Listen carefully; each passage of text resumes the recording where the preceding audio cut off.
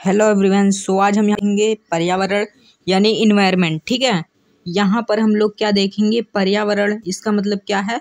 Environment. ठीक है, environment. तो इस वीडियो में हम टोटल 7th लेक्चर देख चुके हैं। ठीक है, टोटल 7th टॉपिक देख चुके हैं और इस वीडियो में हम लोग देखेंगे अर्थ। ठीक है, कौन सा? अर्थ। यानी 7 हम लोग देख चुके हैं और 8वां अभी देखना बाकी है। तो 8वां लेसन देखेंगे।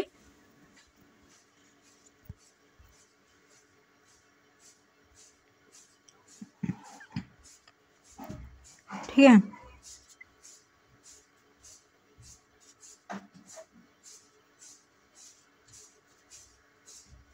ठीक। आप लोगों को बता दूं, जो हमारा 7th लेक्चर था उसमें हमारा यहाँ से जो दिया गया है हेडिंग आप लोगों के सामने जो दी गई है, पर्यावरण पर मानवीय प्रभाव। ठीक है, ह्यूमैनिटेरियन इम्पैक्ट ऑन इन्वायरमेंट। यहाँ से हम लोगों की जो टॉपिक थी, कल के क्लास में हम लोगों की छूट गई थी, तो इस वीडियो में हम यहाँ से देखेंगे। और ये 7th का टॉपिक है, एक पैराग्राफ है 7th का। ठीक है, और इसके अभी नीचे जाएंगे तो हमारा 8th का आ जाएगा। ठीक है, 8वां। ठीक, तो अभी 7th का देख लें जो बचा हुआ है। ठीक, दिया गया है जनसंख्या में तीव्र वृद्धि के कारण प्रकृति संसाधनों का अत्यधिक उपभोग और तीव्र दोहन हो रहा है, जिसका परिणाम निम्नीकरण जैव विविधता। ठीक है, जैव विविधता में कमी और वायु जल स्रोतों के प्रदूषण के रूप में दिखाई पड़ रहा है। अत्यधिक दोहन के कारण पर्यावरण का क्षरण हो रहा है तथा यह मानव जाति और उसकी उत्तरजीविता के लिए खतरा उत्पन्न कर सकता है। ठीक है, खतरा उत्पन्न कर सकता है, फिलहाल कर भी रहा है। ठीक है, ठीक। दिया गया है पर्यावरण अवनयन यानी इन्वायरमेंटल, ठीक है, डिग्रेडेशन। ठीक है, हम अवनयन कहें या फिर निम्नीकरण कहें, होगी बात एक ही। ठीक, पर्यावरण निम्नीकरण, पर्यावरण अवनयन विशेषकर निर्धन ग्रामीणों में गरीबी को बढ़ावा देने वाला एक प्रमुख ऐसा कारक है। प्रकृति संसाधनों विशेषकर जैव विविधता पर ग्रामीण निर्धनों व आदिवासियों पर निर्भरता स्वतः सिद्ध है। ठीक, देखा जाए तो महिलाओं पर इन प्रकृति संसाधनों का अवनयन का बुरा प्रभाव पड़ता है, क्योंकि इन संसाधनों को, ठीक है, क्योंकि इन संसाधनों को एकत्र एवं उपभोग करने के लिए वे प्रत्यक्ष रूप से उत्तरदायी होती है। कुछ मानवीय क्रियाकलापों जैसे वनोन्मूलन, ठीक है, वनोन्मूलन तथा ठीक है, अनवीकरण। ठीक है, अनवीकरणीय क्या दिया गया है? वनोन्मूलन तथा अनवीकरणीय ऊर्जा के अत्यधिक प्रयोग ने पर्यावरण अवनयन की समस्या का बढ़ा दिया है। ठीक है, समस्या को बढ़ा दिया है, क्योंकि मृदा अपरदन, भूस्खलन, गाद का जमाव, वन्य पर्यावरण में क्षति, ठीक है, वन्य पर्यावरण में क्षति जैसी समस्याएं बढ़ रही हैं, जिसके फलस्वरूप वन्य जीवों के संकट, ठीक है, संकट उत्पन्न होने की स्थिति उत्पन्न हो रही है तथा कई वन्य जीव विलुप्त होने की कगार पर हैं। ठीक है, विलुप्त होने की कगार पर हैं। जैसे कि आप लोगों को मैं बता दूं, स्पैरो नाम की एक पक्षी होती थी, ठीक है, जिसको गौरैया कहा जाता था। ठीक, क्या कहा? Sparrow, sparrow. ठीक है, और इसको इंग्लिश में, हिंदी में बात करें तो गौरैया कहा जाता था। यह एक, ठीक है, ये एक ऐसी चिड़िया थी जो पहले के समय में झुंड में चलते थे, बट अभी ज़्यादा से ज़्यादा 7 साल 8 साल से ये विलुप्त होने की कगार पर हैं। कहीं पर भी बहुत ऐसे कम ही जगह होंगे जहाँ ये दिखाई पड़ते होंगे, वरना कहीं ये दिखाई नहीं देते। ठीक है। और वहाँ पर भी अगर दिखाई देंगे तो 1 2, ठीक है, अधिकतर 10 5, ठीक है, उससे ज़्यादा नहीं, ठीक है। तो ये भी विलुप्त होने की कगार पर हैं, ठीक। अनवीकरणीय ऊर्जा के अत्यधिक उपयोग से पर्यावरण प्रदूषण की गंभीर समस्या उत्पन्न हो गई है। बढ़ती जनसंख्या के लिए स्थान, आश्रय और उपयोगी वस्तुओं की आवश्यकता के कारण पर्यावरण पर अत्यधिक दबाव पड़ रहा है और इन सभी वस्तुओं का उपलब्ध कराने के लिए नाटकीय तरीके से भूमि का प्रयोग बदल रहा है, ठीक है। नाटकीय तरीके से भूमि का प्रयोग बदल रहा है, ठीक है। तो इसके आगे देखेंगे, दिया गया है पर्यावरण अवनयन, पर्यावरण में उत्पन्न असंतुलन का जो मानवीय या प्रकृति गतिविधियों के कारण होता है, ठीक है। मानवीय या गतिविधियों के कारण होता है, ऐसी मानवीय गतिविधियों का जिनका प्रभाव, ठीक है, जिनका प्रभाव पर्यावरण पर पड़ता है, ठीक है, उसमें मुख्य रूप से शामिल हैं कुछ ये 5 ऐसी चीजें हैं जो मुख्य रूप से उनमें शामिल होती हैं। पहला है खनन, ठीक है, पहला क्या है? खनन। दूसरा क्या है? औद्योगिकीकरण, ठीक है, औद्योगिकरण। तीसरा है आधुनिक कृषि, आधुनिक कृषि, ठीक है। फिर क्या है? शहरीकरण, ठीक है, शहरीकरण। और यहाँ पर जो आधुनिक कृषि है, इसका मैं बता दूँ, आधुनिक कृषि उसे कहा जाता है जो आज के डेट में कृषि है, ठीक है, उन सभी को, ठीक है। यहाँ पर शहरीकरण है चौथे नंबर पर। फिर उसके बाद 5वें नंबर पर है आधुनिक प्रौद्योगिकी, ठीक है, आधुनिक प्रौद्योगिकी, ठीक है। तो यहाँ तक देखा हमने। तो ये रहा हमारा 7वें चैप्टर का जो 7th फैक्टर था, ठीक है, 7वां भाग था, वो हम लोग देख चुके हैं, ठीक है, 7वां फैक्टर। अब इसके बाद देखेंगे हम लोग 8th फैक्टर यानी 8वां फैक्टर, ठीक है, ठीक है। यहाँ पर हम देखेंगे 8th फैक्टर, 8वां जो हमारा फैक्टर होता है। यहाँ पर दिया गया है खनन का पर्यावरणीय प्रभाव, ठीक है, खनन का पर्यावरणीय प्रभाव,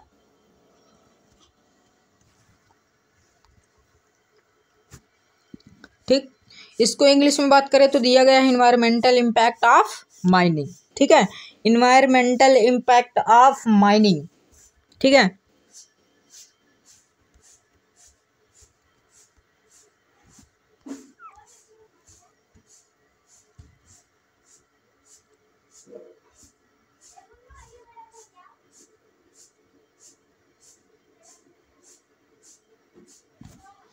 दिया गया है पृथ्वी धातुओं, ठीक है, पृथ्वी धातुओं और खनिज संसाधनों से परिपूर्ण है, ठीक। प्रौद्योगिकी विकास की प्रक्रिया ने खनन तकनीकों के, ठीक है, तकनीकों को सुदृढ़ किया है, ठीक। फिर उसके बाद जिससे संसाधनों का उत्तरोत्तर रूप में तेजी से खनन किया जाता रहा है। अब इन संसाधनों के समाप्त होने की आशंका वैज्ञानिकों व विश्लेषकों द्वारा व्यक्त की जा रही है। पृथ्वी से खनिजों के निष्कर्षण के दौरान बड़ी मात्रा में कूड़े का ढेर उत्पन्न होता है। खनिज अपशिष्टों के ढेर से भूमि एकाएक बहुत बड़ा भाग घिर जाता है, जो कृषि कार्यों के लिए भी अयोग्य होता है। खनन क्षेत्र अधिकांश दुर्गम या वनीय क्षेत्रों में ठीक है, होते हैं, जिससे वनोन्मूलन की समस्या भी उत्पन्न होती है, ठीक है। तो जिससे वनोन्मूलन की समस्या भी उत्पन्न होती है, ठीक है।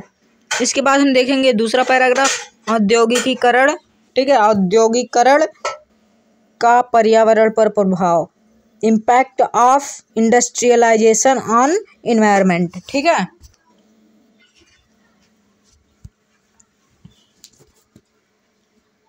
तीव्र गति से जनसंख्या की बढ़ती जरूरतों को पूरा करने के लिए आवश्यक वस्तुओं का निर्माण किया जाता है, ठीक है। आवश्यक वस्तुओं का निर्माण किया जाता है। निर्माण कहाँ पर होगा? इंडस्ट्री में होगा। इंडस्ट्री को हिंदी में क्या कहते हैं? फैक्ट्री, औद्योगिक। ठीक है, औद्योगिक। तो वहाँ पर इसका निर्माण होगा जो और मनुष्यों की जरूरत होगी। ठीक है, व्यक्तियों को जरूरत होगी। ठीक, दिया गया है औद्योगिकरण की प्रक्रिया में वृद्धि इन्हीं आवश्यक वस्तुओं से के निर्माण का परिणाम है। औद्योगिकरण की प्रक्रिया का पर्यावरण पर प्रभाव इसलिए देखा जाना जरूरी है क्योंकि कच्चे माल के रूप में उद्योग प्राकृतिक संसाधनों का उपयोग करते हैं जिनके शीघ्र समाप्त होने का खतरा है। ठीक है, जिनके शीघ्र समाप्त होने का यानी खत्म हो जाने का खतरा है। ठीक है, भारत सरकार ने पर्यावरण के प्रति मैत्रीपूर्ण भारतीय उत्पादों के लिए इकोमार्क, ठीक है, नामक एक लेबलिंग, ठीक है, क्या दिया गया है? इकोमार्क नामक एक लेबलिंग है। ठीक है, लेबलिंग योजना है। ठीक, क्या?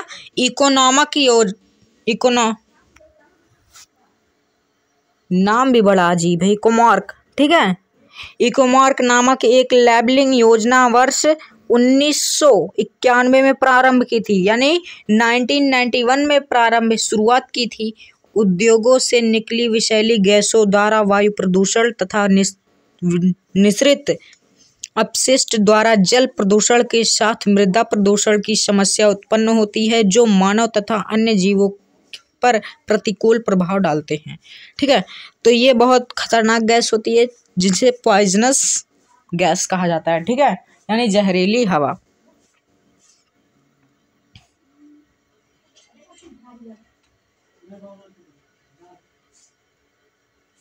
ठीक, इसके बाद दिया गया है आधुनिक कृषि का पर्यावरण। ठीक है, आधुनिक कृषि का पर्यावरण पर प्रभाव, impact of modern agriculture on environment. ठीक है, impact of modern agriculture on environment.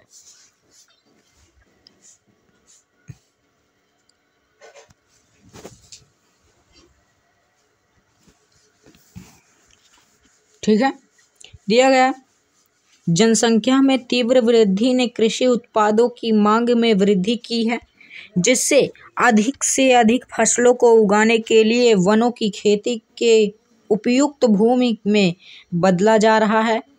ठीक है, यह समस्या विशेषतः जनजातीय क्षेत्रों में देखी जा रही है। ठीक है, खाद्यान्न उत्पादन में वृद्धि के लिए शुरू की गई हरित क्रांति ने कृषि के कृत्रिम उर्वरकों, ठीक है, उर्वरकों का मतलब क्या है?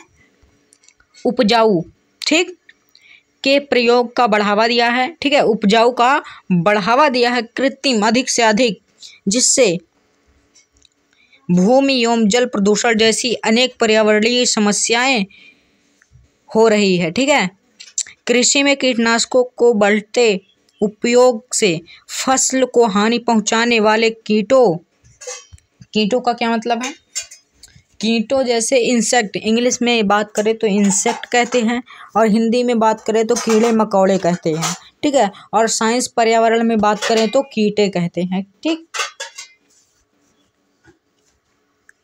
ठीक है, कीटों के साथ वे कीट भी मर जाते हैं जो कृषि में परागण की क्रिया के लिए उपयोगी होते हैं। ठीक, कीटनाशकों की मात्रा में वृद्धि खाद्य श्रृंखला को भी प्रभावित करती है। ठीक,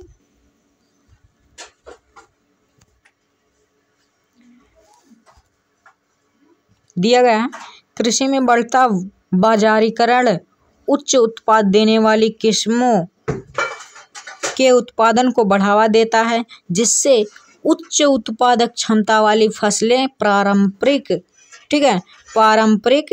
फसलों वाली कृषि का स्थान ले लेती हैं।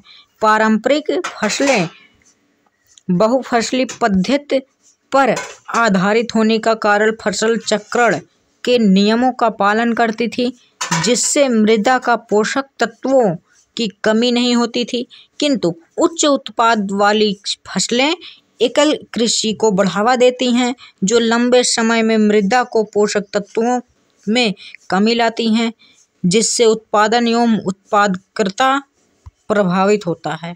ठीक है, उत्पादक भी और उत्पादककर्ता भी दोनों प्रभावित होते हैं। ठीक है,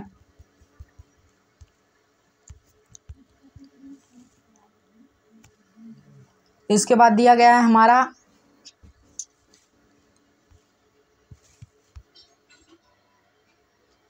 शहरीकरण। ठीक है, क्या दिया गया? शहरीकरण।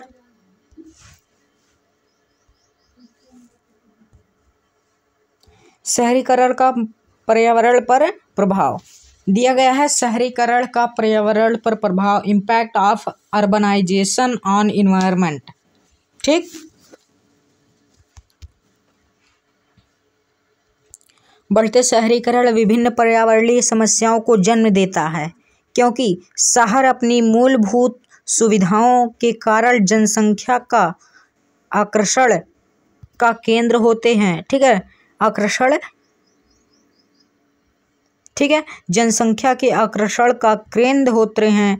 शहरों में बढ़ती जनसंख्या के कारण स्थानीय संसाधनों पर गहन दबाव पड़ता है। ठीक है, यानी अत्यधिक दबाव पड़ता है, जिससे नित नई समस्याओं का जन्म होता है, जिससे प्रतिदिन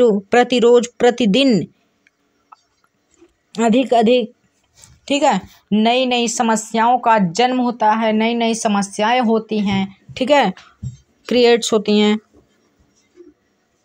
फिर उसके बाद दिया गया शहरों में लोगों के निवास, उद्योगों की स्थापना तथा सड़क व अन्य सुविधाओं हेतु उपजाऊ भूमि का ही उपयोग हो रहा है। ठीक है, यह प्रवृत्ति निकट भविष्य में खाद्य संकट का कारण बन सकती है। शहरी जनता की आवश्यकताओं की पूर्ति के लिए उद्योगों के शहरों या उनके निकटवर्ती क्षेत्रों में स्थापित किया जाता है। ठीक है, उनके निकटवर्ती क्षेत्रों में स्थापित किया जाता है। ठीक है, ये स्थापित उद्योगों शहरों में प्रदूषण के बड़े स्रोत हैं। ठीक है, प्रदूषण और, ठीक है, बड़े स्रोत हैं किसके? प्रदूषण के। जी हाँ, वहाँ पर यदि कोई भी निकटवर्ती शहर है, वहाँ पर यदि फैक्ट्री लगेगी, ठीक है, इंडस्ट्री स्थापित होगी, तो वहाँ पर जाहिर सी बात है प्रदूषण फैलेगा। ठीक, प्रदूषण जब फैलेगा तो तमाम प्रकार की गैसें निकलेंगी। ठीक, तो यहाँ पर दिया गया है शहरों में परिवहन। ठीक, दिया गया है शहरों में परिवहन के संसाधनों यथा बस, कार, ट्रक आदि से निकलता धुआं यहाँ वायु प्रदूषण का बड़ा कारण है। घरेलू व औद्योगिकरण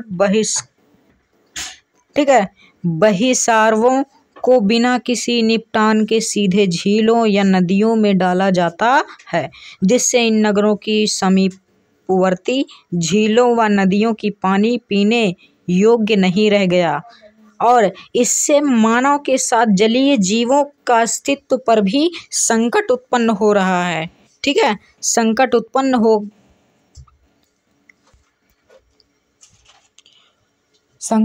हो गया है। ठीक, नगरीय क्षेत्रों में कंक्रीट की इमारतें, सड़क व अन्य आधारीय क्षेत्रों के निर्माण में सीमेंट व कंक्रीट की अधिकता रहती है।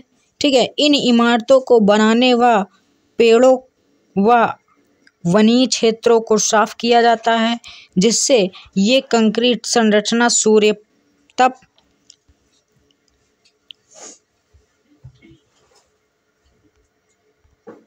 ठीक है, दिया गया है सूर्य तप का अधिक, ठीक है, और शोषण करती हैं। सूर्य तप का अधिक और शोषण करती हैं, और शोषण का मतलब सोख। ठीक, नगरीय क्षेत्रों में प्रदूषण आदि के कारण नगरीय धूम कोहरे का निर्माण से नगरीय क्षेत्रों में तापमान आसपास के क्षेत्रों से 5 डिग्री सेल्सियस से 8 डिग्री सेल्सियस तक अधिक होता है तथा नगर ऊष्मा द्वीप, ठीक है, तथा नगर ऊष्मा द्वीप के रूप में कार्य करने लगता है। इससे इसी नगर में विशिष्ट जलवायु विकसित होती है, जो यहाँ की मौसमी जलवायु, ठीक है, जलवायवीय व पर्यावरणीय दशाओं को प्रभावित करती है। ठीक है, जो यहाँ की है वही यहाँ की जलवायु तथा पर्यावरणीय को प्रभावित करती है। ठीक, इसके बाद दिया गया है आधुनिक प्रौद्योगिकी का पर्यावरण पर आधुनिक प्रौद्योगिकी, ठीक है, प्रौद्योगिकी का पर्यावरण पर प्रभाव। ठीक, मानव समाज के विकास में प्रौद्योगिकी की भूमिका अति महत्वपूर्ण है। पाषाण काल से ही, ठीक है, पाषाण काल से ही प्रौद्योगिकी आम जनता का आवश्यक न्यूनतम वस्तुओं को सुलभता कराती रहती है। ठीक है, किंतु वर्तमान में प्रौद्योगिकी अधिक खतरनाक व विनाशकारी हो गई है, क्योंकि तीव्र गति से प्राकृतिक संसाधनों का दोहन के साथ मानव प्रजाति भौतिकवादी प्रवृत्ति तथा उच्च उत्पादन पर अधिक जोर दे रही है। ठीक है, आज जीवन के प्रत्येक क्षेत्र में, जैसे निजी जीवन से लेकर कृषि, विज्ञान, परिवहन, उद्योग एवं अन्य क्षेत्रों में तकनीकी का व्यापक उपयोग हो रहा है। निश्चित तौर पर तकनीक ने मानव जीवन को महत्वपूर्ण रूप से प्रभावित किया है, किंतु यह भी सत्य है कि आधुनिक प्रौद्योगिकी ने अधिकांश पर्यावरणीय समस्याओं को भी जन्म दिया है। ठीक है, दिया गया है निम्नलिखित तथ्य आधुनिक प्रौद्योगिकी अभिशाप को स्पष्ट करते हैं। ठीक है, क्या दिया गया? निम्नलिखित तथ्य आधुनिक प्रौद्योगिकी अभिशाप को स्पष्ट करते हैं। मनुष्य अत्याधुनिक प्रौद्योगिकी के माध्यम से अपने हित के लिए मौसम संबंधी दशाओं में परिवर्तन करने में सक्षम हो गया है। मनुष्य आज मेघ विजन द्वारा वर्षा कराने तथा ओला वृष्टि, जिसे हेलस्ट्रोम कहा जाता है इंग्लिश में, ठीक है, क्या कहा जाता है? हेलस्ट्रोम, को रोकने में सक्षम हो गया है। इस तरह मनुष्य वायुमंडलीय प्रक्रमों में परिवर्तन करने लगा है और इन परिवर्तनों में जीवमंडल, ठीक है, जीवमंडल या फिर जैवमंडल प्रभावित हुए बिना नहीं रह सकता। ठीक है, इसलिए इसमें जैवमंडल भी प्रभावित हो गया है। ठीक है, सो ये रहा हमारा 8th फैक्टर यानी 8th लेक्चर। ठीक है, सो मिलते हैं अगले वीडियो में 9th के साथ। ठीक है।